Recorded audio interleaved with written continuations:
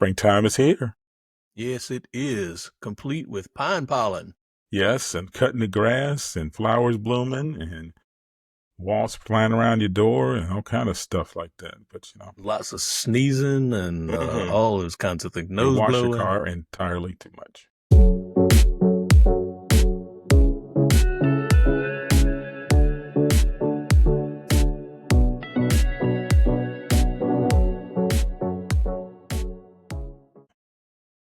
Well, good to see you, my friend.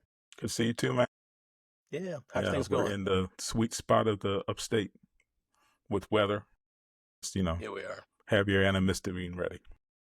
Yep, exactly. So how are things with your mom? Things are going well. We are dealing with a little bit of, uh, you know, they say in life as you get older, less weddings, more funerals. I'm definitely in the Yeah. more funerals phase. And so we have another thing that we're worrying about, another loved one who's passed on.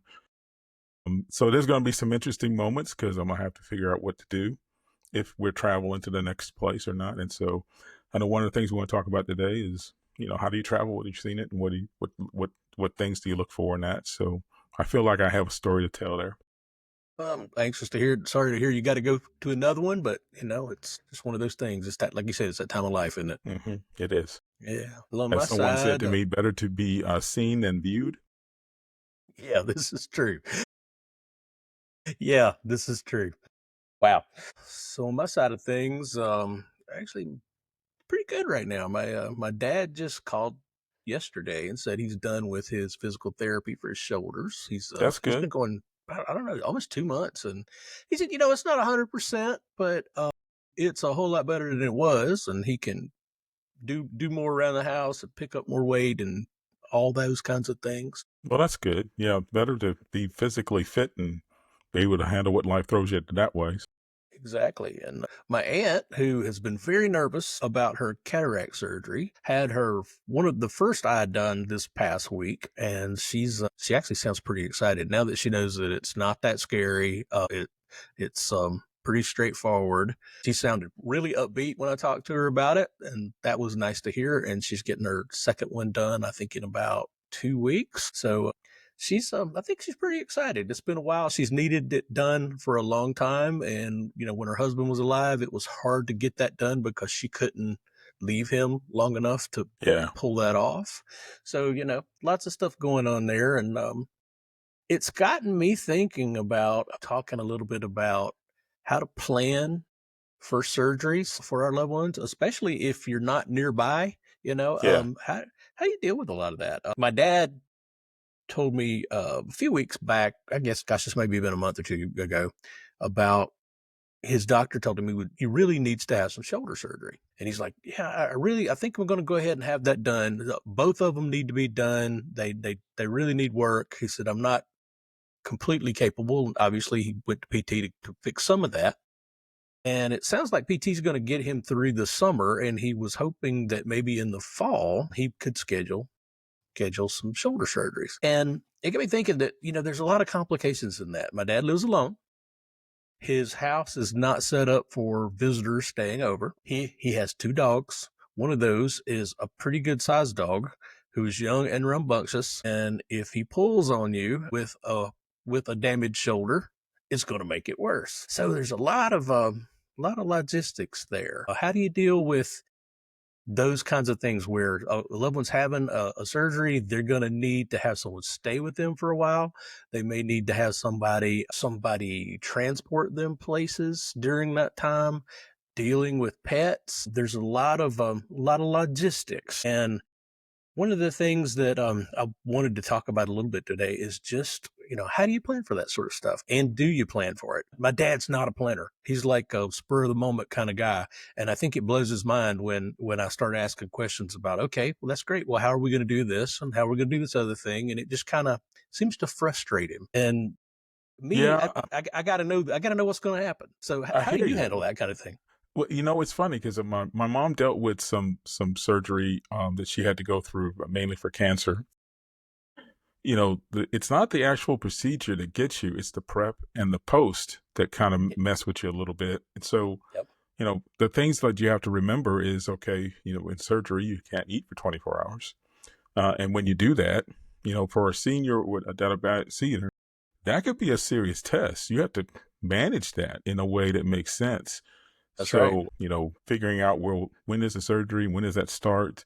When do you, sometimes you have to turn off medication too, especially if Mhm. you're running things like blood thinners and stuff like that. They will tell you to do that. So don't be surprised by that the day of when they hand you the sheet and say, okay, they should be giving you that a little bit more time. And you have to think about that kind of thing more deliberately when you have somebody you're trying to care for in a way that makes sense. I had a strange one that I don't know if you had, where we had records that were out of date and they were saying that she had allergies that she didn't have. And so that affected Wow. pain medication. And so, the other thing I would make sure you get right is having a conversation with your anesthesiologist to discuss what pain, because especially for people who are older, coming out of anesthesia is complicated. That's true. And That's true. so you should have a conversation, make sure that they know that they can use this pain med or not use this pain med. Make sure it's right. I mean, those are the kind of things that in retrospect, I wish I had done, Hmm. because when you're in the moment of it, it's too late. It's not much you can do. Yeah. And I know we probably have listeners who've gone through this sort of thing with their loved ones, and I'd love to hear more information about how y'all dealt with that kind of thing and what things that popped up for you. The things that really worry me are the first day or two after surgery with Hmm. him. Talked to him about going to a rehab facility for a few days, and he's dead set against it because he had knee surgery probably 10 or 15 years ago. It's probably been that long. And he went to rehab for about a week after that, and he hated it because it was not in his house and he wasn't near, And it was all his painful. familiar things, and it was painful. And that just, but it wasn't tenable for my mom at the time to help him and take care of him by herself at the house. And it was just a thing that needed to happen. I'm going to have to convince him of that may be the way that he needs to do it this time, because again, I live an hour away. My brother lives an hour away in the other direction. It's not set up to have visitors sleeping at the house. The pets will probably have to be boarded for a little while. But there's lots of kinds of considerations afterwards, like you said, beyond just medications and allergies. There's just pain management and people who are skilled at that to help with it. It's a Well, so I good know that this consideration kind to of have somebody stuff help out. there.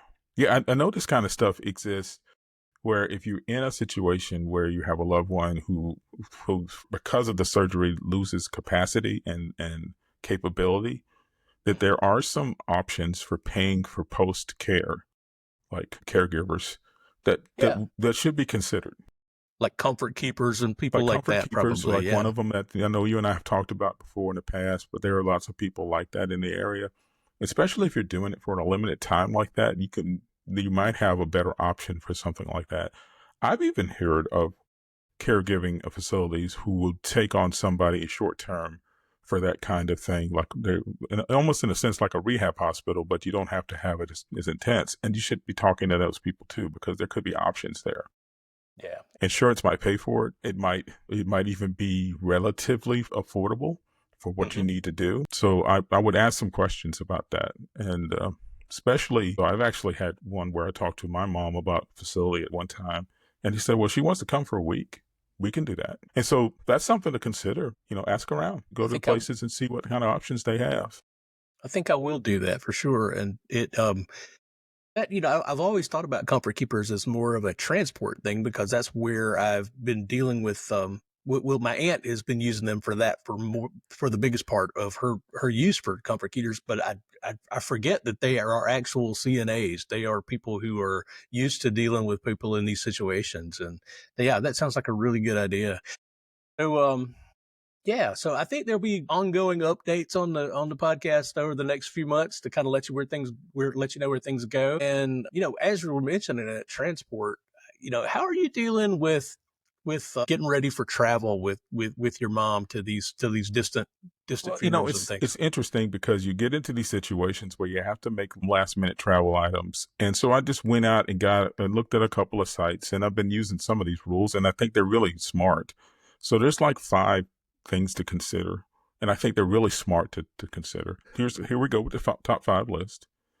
things that you can do, pros and cons. Choose senior-friendly transportation. So opt out for direct flights, do for train rides or minimum layovers or stays so people don't have to catch the next flight and things like that. Less physical strain is where you're trying to head toward, easier to schedule. Cons is that the direct routes can be more expensive and certainly fewer options when you have things out there. But if you plan ahead of time, you can make up for that. So, look for senior-friendly options. Plan I've for got frequent a breaks.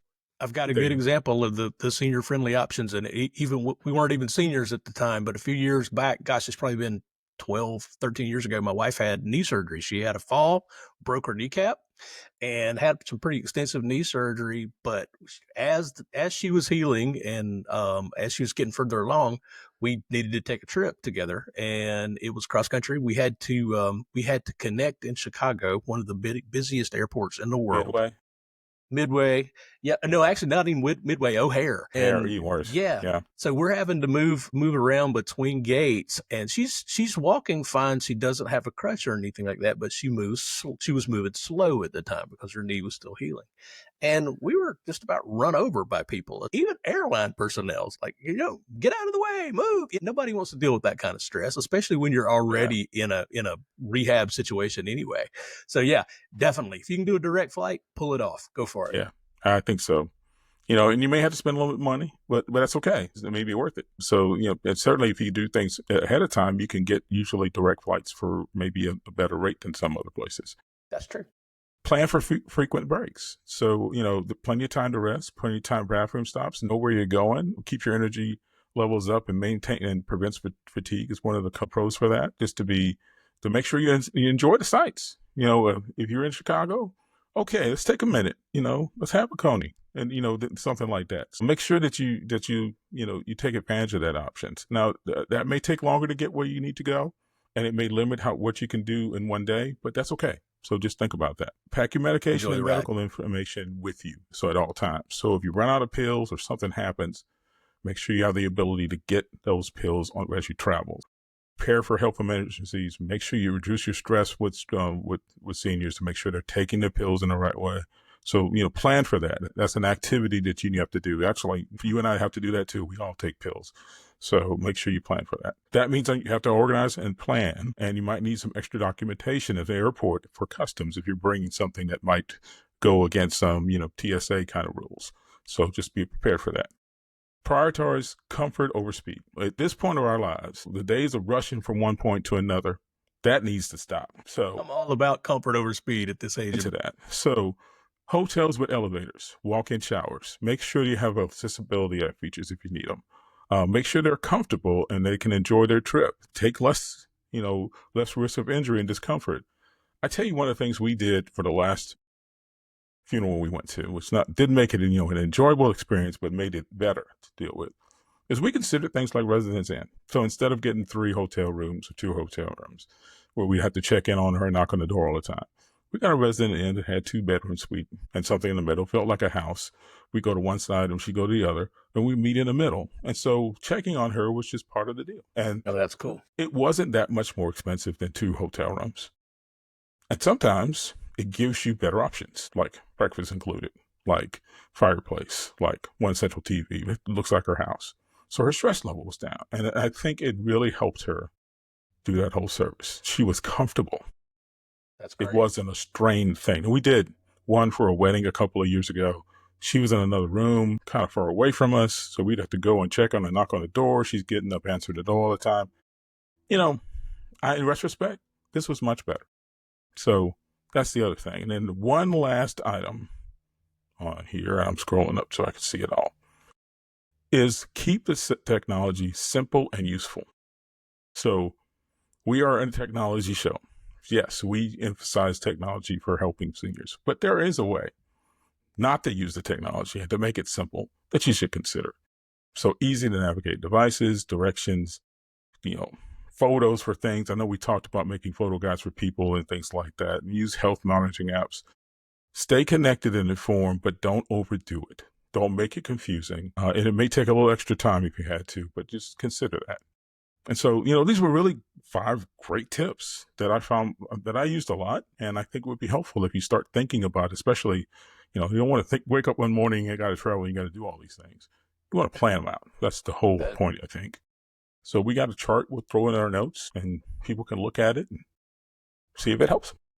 That makes good sense all around, all around. Well, speaking of the technology piece, I know today we've been a little bit more focused on the care part of caretaking tips. And over the last few episodes, we've been pretty tech heavy. Today, I was wanting to give you an update on my MVNO situation. So if most of you may remember, if you heard our last episode, that we talked a little bit about some of the low cost cellular carriers and moving to one of these mobile virtual network operators. So I was going to get my dad moved over. That was where we left it last week, our last episode, and I went to his house a week or so ago, and we were all set up. We were going to get him moved from his AT&T account over to Spectrum, one of the Verizon based MVNOs. And I got to tell you, for no fault of AT&T's or Verizon's really, or any of the MVNOs, it was an utter failure. Really?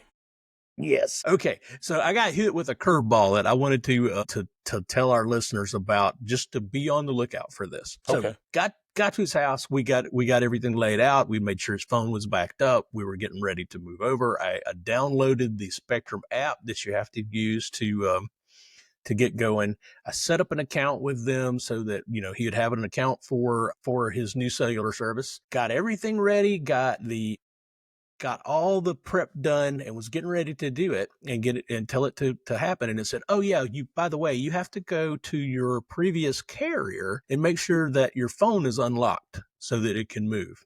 All right. So, okay. Yeah, no worries. So I went over and opened up the AT&T account, found the place to where you're supposed to unlock the phone. And it's, I looked also just to make sure that that was the day that the bill had been paid, it auto drafted. Everything was zero balance. Everything was cool. I clicked on the button to say unlock this phone. And it says, I'm sorry, I can't unlock this phone because there is an outstanding balance. I'm like, well, it says zero right here. So what's up with that? There's no balance. So I wrestled with it a few times. I tried multiple things to get it to work and nothing would happen. So unfortunately, you know what that means? You got to call support.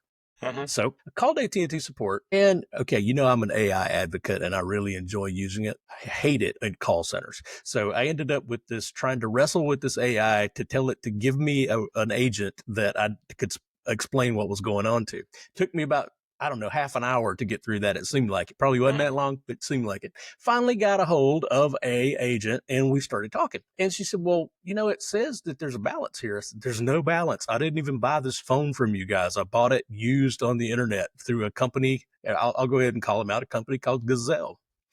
I said, oh, okay. Yeah, we've heard of them. They usually do good stuff. So well, that's really odd. So he said, let me check on a couple of things here. And it started, he said, can you give me I think it's called the IMEI number off of this phone. I said, yep. I went and hunted it down, read it back to him. He looked it up and he said, oh. I said, oh, what do you mean? Oh. He said, well, there is a balance on this phone. I said, but my thing says zero. I said, no, not on your account. There's a balance on this phone. I said, what? He said, well, it says that, this phone belonged to a previous AT&T customer. They bought it through one of our promotional deals where, if you buy the phone on time. So they got the phone, they bought it on time. And then what had happened is that this person had just let their account go delinquent. They had the phone in their hand. They just pretty much just let the account go delinquent. And there was like $600 left on this phone for them to pay back to AT&T. Wow. So what they had done is they decided to don't care. I guess they didn't care about their credit rating or any of that kind of stuff. But so they abandoned that account and then they sold the phone to Gazelle. It was an AT&T locked phone and they sold it to Gazelle. So when I went a year or so ago, I went to Gazelle and I've bought multiple things for them. I thought, yeah, my dad's got an AT&T line. Maybe I'll just go ahead and get him an AT&T phone. I don't really care for it to be unlocked. It doesn't matter. So I bought an AT&T phone. Turns out that AT&T phone cannot be unlocked because AT&T says that there's still a balance on it. They wouldn't do anything to change it or any of that kind of stuff. So you had to pay for $600 to do it? No, I said, this is an iPhone 12. It's multiple years old. I'm just going to get him another phone straight up. It's going to be a Yeah. whole lot. Yeah. There's no way I'm going to pay off somebody else's phone for this. But so the recommendation here is if you buy a phone online used at a reseller like Gazelle, make sure you get an unlocked phone when you do it. If you have an AT&T line or you have a Verizon line, try your best not to get one that is locked to that particular carrier. Go ahead and get you an unlocked one. If it's unlocked, you can move it around between carriers, or you can attach it to just about any carrier out there. So I learned the hard way. Don't buy one that's locked to a particular carrier. Can you believe that? So you're on Verizon, or you're on AT&T. On AT&T. Yep. Yeah. And So it let you use it, but it wouldn't let you transfer Wouldn't it let to you somewhere move it. else. Exactly. Wow. And I even asked I said, listen, I've really got to speak to one of your managers on this, because this is, there's got to be a way around this. And I got a hold of a nice regional manager. She talked to me for a long time, and she said, yeah, we just can't do it. I said, well, why did you ever let me even Put it on the network. put it on the network the first time? If you knew it was somebody else's. Well, we allow people to move around between AT&T accounts if it's an AT&T locked phone. You just can't move it off of AT&T. So that makes no sense whatsoever to me, but okay, I understand it. So, Well, it makes sense to them. It's a way of locking in your people to your carrier. I get that. right. Yeah. But But okay, it's so that's good shady. information. It comes right down to it. Yeah. So my next move is to I've got I have an older phone at my house here that I've just recently upgraded my own phone to something else. This phone's sitting here doing nothing. That's going to become his new phone for a while, and I'm going to move his account onto that. So yeah, I was highly disappointed, but I learned really something from it. Yeah. Yeah. So Lesson be on the learned. lookout for Yeah. sure. Oh, wow. But yeah, it was an abject failure, but it had nothing to do with the MVNOs. And as soon as I get his phone transferred over to this other phone, then we're going to move his carrier. I want to hear the happy ending. So come back and let's hear. So we're working on the happy ending for that. We'll make it happen for sure. All right. Well, cool. So you got anything else today, Mr. Clark? Well, you mentioned, things you have to do for surgery, and then some of those things might be some ride sharing that you may have to do for a senior for other kinds of things. So I thought it would be cool to kind of go over the top 5 things for when you do ride sharing with seniors. Okay. So I have a list, and I figure I'd go through it. It's really common sense things, but again, we'll have a chart. We can throw it into the show notes, and people can look at it. So absolutely. What do you think the first one is? Safety. Absolutely. So, safety and driver verification. So make sure your senior is riding with someone who's trusted, verified driver. That means you want to check it. And I actually think it's a lot of sense for you to be the initiator on the account. So it's your Uber, it's your Lyft, and you're doing it and having this. That way you can check on it, especially if you're having a senior who's not comfortable with technology. Take that stuff away from them. So, and tips there, check the driver's license, make sure you have a photo. A lot of the ride sharing people do that. Make sure your senior knows the name of that person and get the license plate so that in case the worst happens, you have something to give people in case something happens. Make sure when you're doing apps like this, and I just mentioned it a little bit, but they're talking about app simplicity and usability. Seniors struggle with these kinds of things. And so one of the things is if you're going to have them do it on themselves, make sure you're taking advantage of all the accessibility options, larger fonts, destinations already. So they all they have to do is say go home instead of figuring out, remembering their address, things like that. And you can add those things in Maps and Google Maps and other places. So they're preset. So take some time to do that. Use voice assistance when you can, because that's easier for a senior to do. You can get, and I know there's some shortcuts you can build in so that you can say, give me a lift home, and it knows what you're talking about. And then, better yet, be your loved one's concierge in that way. Yep. I need a lift. Okay, you got one. And you do it on your own. There's going to be a nice fellow named John. He's going to pick you up here in about 30 minutes. Yes. He'll be driving a Ford F-1, and it's going to be green. So we'll be on the lookout for it. Yep. Yeah, give them that comfort so they know it's almost like you're doing a trusted friend to come get them. And you can make that happen. And frankly, I've also done this with things like when you have to order food for them and whatnot. So I put information in the Uber Eats or the what's the other one, Barry, I'm thinking off the top of my head. DoorDash or something like that. Yep. Or you say, he hand it to her. Her name is Barbara Clark. She's my mom, that kind of thing. So she walks up and goes, "Hey, Miss Clark, here you go." She thinks she's a friend. So, certainly do that with something like that. Be as personable as you can. Remember accessibility. Seniors need help getting and moving through rides. Make sure the driver knows whatever special needs might be necessary for your loved one. So they So don't knock on the door and it if you takes, got a a walker little she's got while. to take, then, they need to get out and put it into the trunk. Let them know that kind of thing off the top of your head. Look for Uber Assist because there are some services that are built into that. You can mention special needs in the booking. Make sure you do that. All right. That's number 4, cost transparency. This is more akin when they're doing it. Make sure they understand this costs money. And understanding the price is important so they don't haggle so much when they get out of the car. My mother wants to know how much it costs and can she get a discount. No, we already figured that out. We're handling that. I've And got it covered. Yep. how you cover it. And you may want to do things like tipping. So if your ride sharing allows you to do an additional tip, okay, make sure she has a couple of dollars to do that if she wants to. So just have a conversation about that works. Confirm fares, make sure she understands what those estimates are. Maybe there's something that happens that makes it cost a little bit more. She's not annoyed by that. So you still want to talk through that. And then the last thing is ride tracking and notifications. You want to make sure that for your own peace of mind, when she got picked up and when she got dropped off. Enable ride sharing and trusted contacts. Make sure that their app is tracking and making you sure and about the tip and sharing it feature. So those are the 5 tips. So I'll go over them real quick again. Safety, simplicity, accessibility, cost transparency, and then make sure you turn on your ride tracking and get notifications.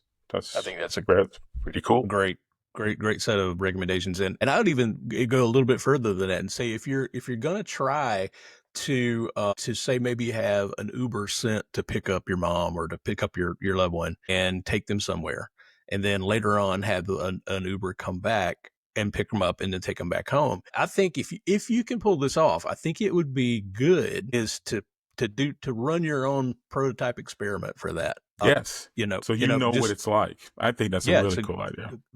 So you know exactly what that's like. Or even be able, if you're at with them at some point in time, have it run a test where you do all the same things and then have that person show up and ask for her.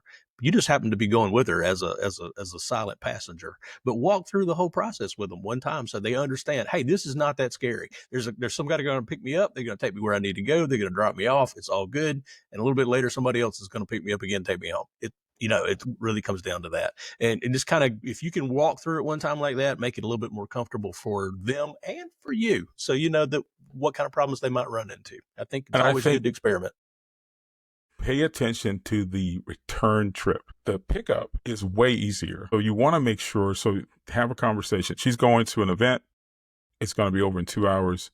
You can say things like, okay, Mom, I'm going to call the service for you at this time. Make sure that other people around her know that this is where the service is going to run. So you may have to do a little bit of work on the return trip to pull off everything.